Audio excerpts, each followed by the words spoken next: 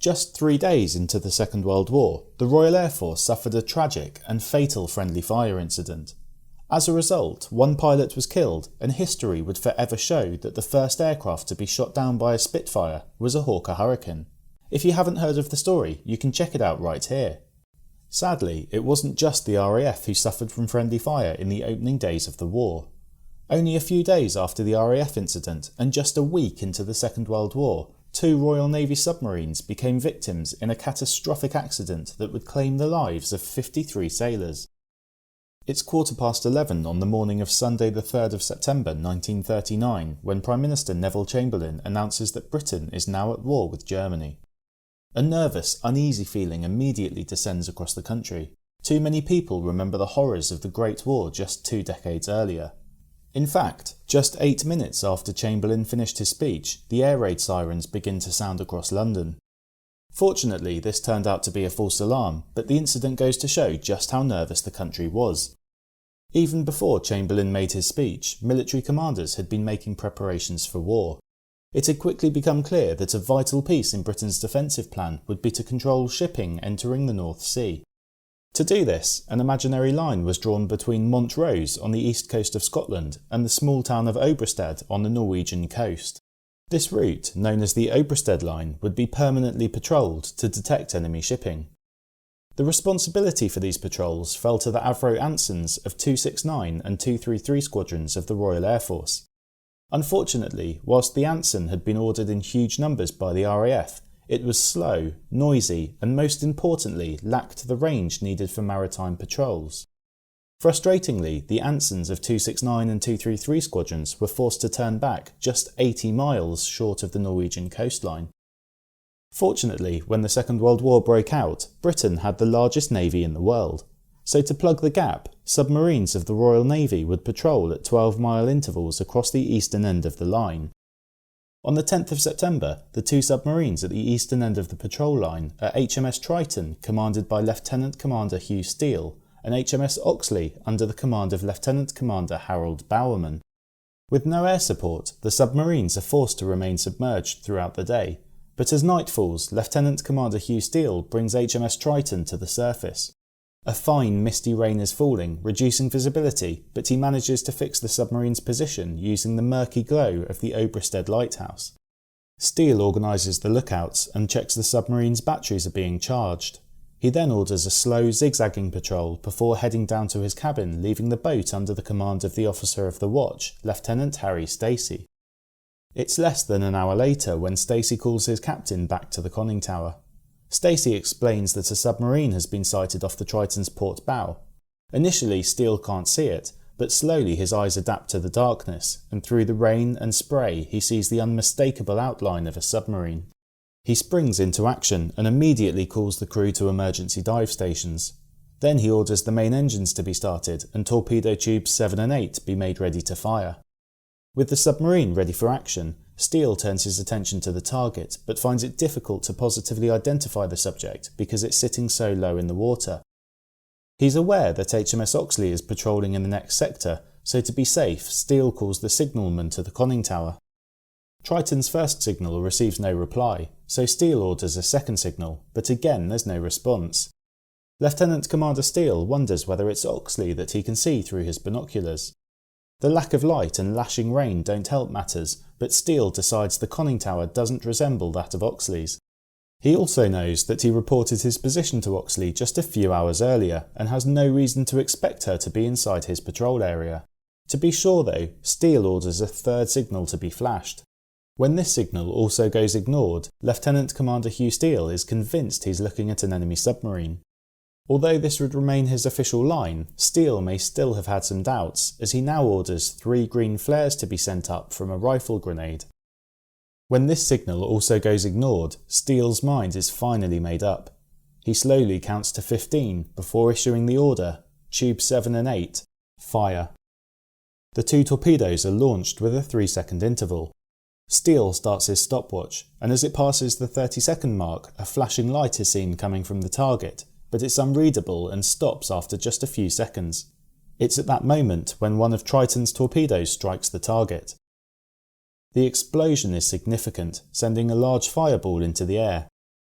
On board Triton, Steele keeps the mood calm and once more takes a fix from the Oberstead lighthouse. Triton moves towards the wreckage, slowly making her way through the oil slick that's covering the surface of the water.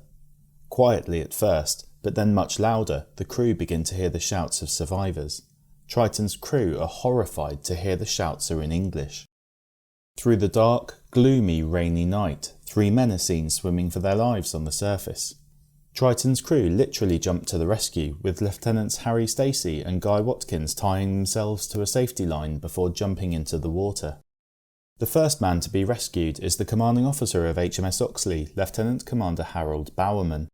He's followed by one of his lookouts, able seaman Herbert Glukes. The third man is the officer of the watch, Lieutenant F.K. Manley. Manley is seen swimming strongly towards Triton, but suddenly disappears from view and sadly is never seen again. Clearly, a tragic accident had happened and the Navy needed to find out why. 2 weeks after the incident, on Saturday the 23rd of September, a board of inquiry was held with Captain P.K. Kekovich presiding. Lieutenant Commander Hugh Steele, the commanding officer of HMS Triton, was the first to give his evidence. His story, which we've already seen, was supported by 8 of his officers who had been on the bridge or were directly involved in that fateful night. 53 people had been killed when HMS Oxley sank. Whilst there can never be a silver lining to that much loss of life, it was a great help to the Board of Inquiry that one of the 2 survivors from Oxley was the commanding officer, Lieutenant Commander Harold Bowerman. Bowerman reported that on the afternoon of the 10th of September, HMS Oxley was patrolling at periscope depth on a heading of 156 degrees. At 3 o'clock, Oxley received a message from Triton reporting that Triton was just over 7 miles away, operating close to shore. From this message, Bowerman calculates that Oxley is 1.5 miles from the eastern edge of her patrol sector.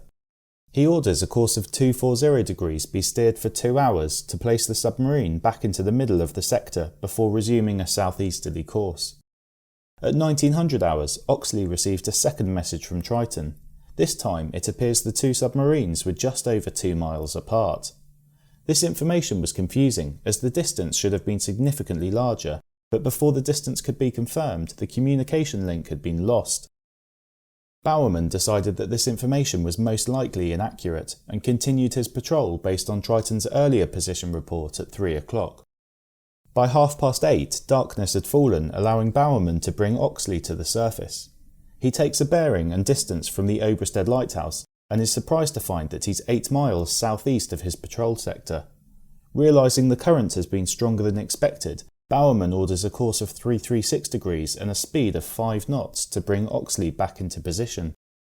Lieutenant Commander Bowerman then hands the submarine over to Lieutenant Manley, the officer of the watch. He briefs Manley on the possibility of seeing HMS Sterling or Triton, who are patrolling in the neighbouring sectors, and then heads below to the wardroom. Just 5 minutes later, Bowerman is called back to the conning tower, where Manley reports that a submarine has been sighted off their starboard side. He also explains that the unknown submarine has fired a green flare. Oxley's crew had returned fire to acknowledge the signal, but their flare had failed to ignite. Bowerman then asks if an Aldis lamp has been used to signal the submarine. He's told by Manley that it has, but Bowerman sensed some hesitation or uncertainty and asks for the signal to be sent again. It's at this moment he sees a flash and hears an explosion directly beneath him. He describes the submarine listing to port before breaking in two at the middle. When Captain Kekovich handed the final report to the Rear Admiral of Submarines, it confirmed that Oxley was out of position and had strayed into Triton's patrol sector. Triton had sent 3 lamp signals followed by a signal flare, all of which had been ignored. As such, every reasonable effort had been made to identify and contact the target, and Lieutenant Commander Steele and the crew of HMS Triton were formally cleared of any wrongdoing. When it came to HMS Oxley's crew, however, the report was much less favourable. Lieutenant Commander Bowerman was criticised for the navigational errors that led to Oxley penetrating into Triton's patrol zone. It stated that the glow from the shore-based lighthouses should have made his easterly drift clear. Interestingly though, despite being the submarine's captain, the board ruled that Lieutenant Commander Bowerman was responsible for the incident to a degree of no more than 10%.